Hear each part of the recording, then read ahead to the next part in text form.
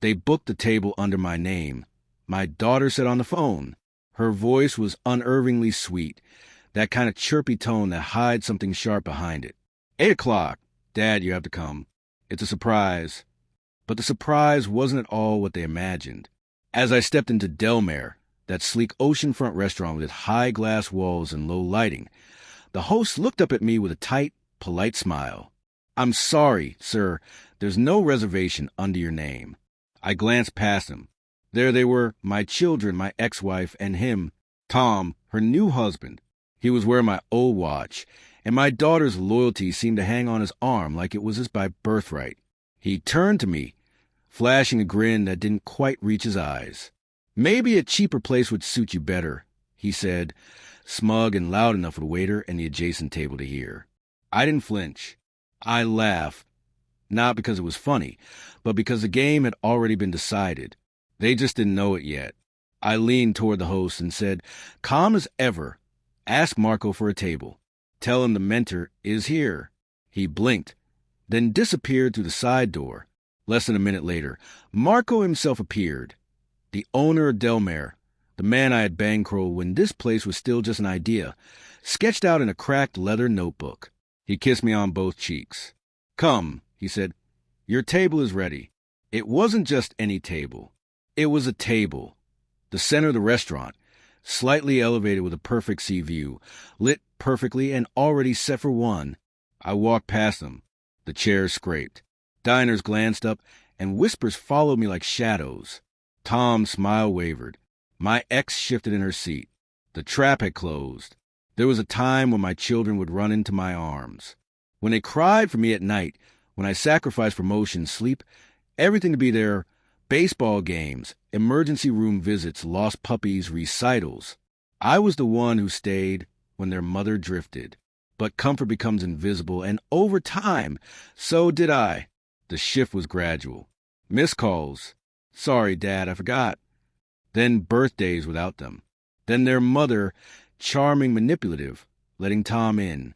Tom, who always laughed at his own jokes and never listened unless you were talking about him. It didn't take long for him to buy his way into their affections. A trip to Dubai, a new iPhone, a down payment on my daughter's apartment, which she didn't even bother to tell me she was moving into. The final cut came 6 months ago. I found out they'd sold my grandfather's cabin, the one I grew up in, the one I'd been slowly renovating for them. My name was still on the deed, but they'd forged a transfer. My son signed it. Tom arranged it. My ex watched silent. I didn't scream. I didn't cry. I just disappeared from their lives. I started preparing. The thing about revenge is that it should be precise, like surgery, not blind rage. A strategy. First, I bought stock in Tom's company, quietly through proxies, tiny controlled acquisitions. Enough to get information, not enough to raise alarms.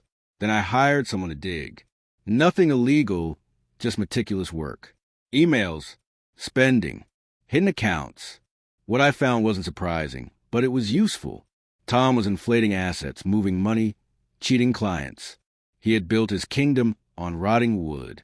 So I applied pressure, quietly. One investor pulled out, then another. Whispers of instability. His quarterly figures leaked. Not by me, of course. But truth has a way of surfacing when you give it a little help. Next, I turned to my ex.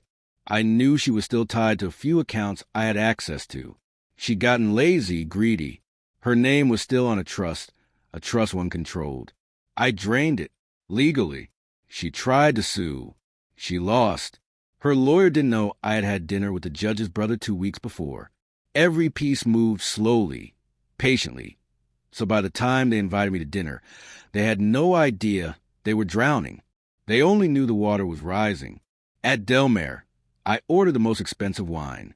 Marco insisted I accept it graciously. I could feel their eyes on me, flickering between confusion and discomfort. Then the waiter approached their table.